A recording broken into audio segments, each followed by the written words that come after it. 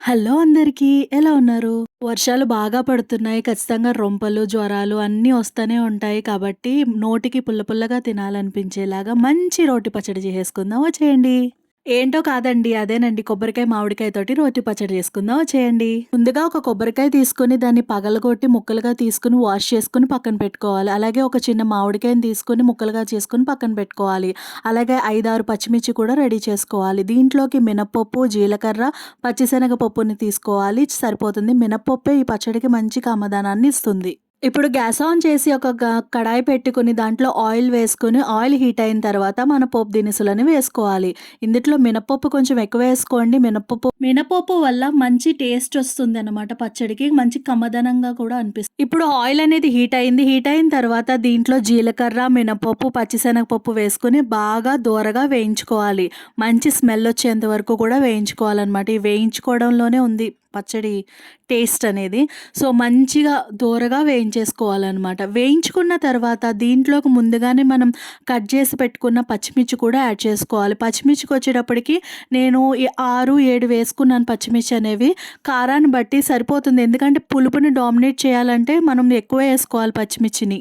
ఈ పచ్చడిలో ఎండుమిర్చి కూడా వేసుకొని చేసుకోవచ్చు. అది ఒకసారి మళ్ళీ చేసి చూపిస్తాను. ఇప్పుడు పచ్చిమిర్చితో చేస్తున్నా. పచ్చిమిర్చితోటే ఇంకా టేస్ట్‌గా ఉంటుంది ఎండుమిర్చితో చేసిన దానికన్నా. పచ్చిమిర్చి కూడా వేసేసుకొని బాగా చిటపటలాడేంత వరకు కూడా ఫ్రై చేసుకొని మంచిగా ఫ్రై చేసుకున్న తర్వాత మనం కట్ చేసి అంటే కొబ్బరికాయని పగలగొట్టి ముక్కలుగా చేసి వాష్ చేసి పక్కన పెట్టుకున్నాం కదా! ఆ కొబ్బరికాయ అలాగే మామిడికాయని కూడా వాష్ చేసుకొని ముక్కలుగా చేసుకొని పెట్టుకున్నాం కదా! ఆ మామిడికాయ ముక్కలు ఇవన్నీ కూడా వేసేసుకొని ఒక్కసారి బాగా ఫ్రై చేసి ఒక 5 మినిట్స్ కూడా వద్దు. ఒక 2 మినిట్స్ ఒక్కసారి బాగా మిక్స్ చేసుకున్న తర్వాత దీంట్లో వెల్లుల్లి రెబ్బలు వేసుకోవాలి. వెల్లుల్లి రెబ్బలకు వచ్చేటప్పటికి పచ్చడి మంచి టేస్ట్ వస్తుంది. రోటి పచ్చడి అనగానే మనకు కంపల్సరీగా ఉండాల్సింది ఏంటంటే జీలకర్ర, ఎట్ ద సేమ్ టైం మనకి ఎల్లుల్లిపాయ అదే టేస్ట్ అండి అసలు. వెల్లుల్లిపాయ కూడా వేసేసుకుని ఒక్కసారి చల్లారిపోయిన తర్వాత రోట్లో వేసి దంచుకోవాలి. అయితే నేను ఇక్కడ రోట్లో వేసి దంచిన వీడియో క్లిప్ అని పెట్టలేదు. అదంతా చాలా పెద్ద ప్రాసెస్ అయిపోయింది.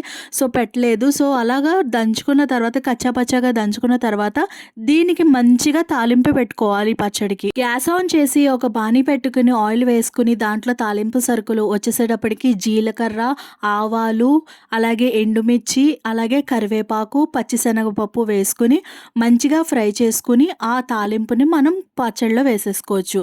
అంటే తాలింపు కంపల్సరీగా పెట్టుకోవాలా అంటే పెట్టుకుంటే బాగుంటుంది. ఆ పచ్చిశనగపప్పు అవి నూనెలో వేగిన తర్వాత కమ్మగా అవుతాయి కదా! అవి పంట కింద తగులుతూ చాలా బావుంటుంది. అలాగే ఈ పచ్చడి టేస్ట్ కూడా చాలా చాలా బావుంటుంది. వేడి వేడి అన్నంలో కొంచెం అన్నంలో నెయ్యేసుకొని పచ్చడేసుకొని తింటే అసలు ఒక్క ముద్ద కూడా మానకుండా తినేస్తారు. అంత బావుంటుంది ఈ పచ్చడి అసలు. చాలా టేస్టీగా ఉంటుంది. ఈ వీడియో మీకు నచ్చినట్టయితే లైక్ చేయండి, షేర్ చేయండి, సబ్స్క్రైబ్ చేయండి. ప్లీజ్ సబ్స్క్రైబ్ చేయండి.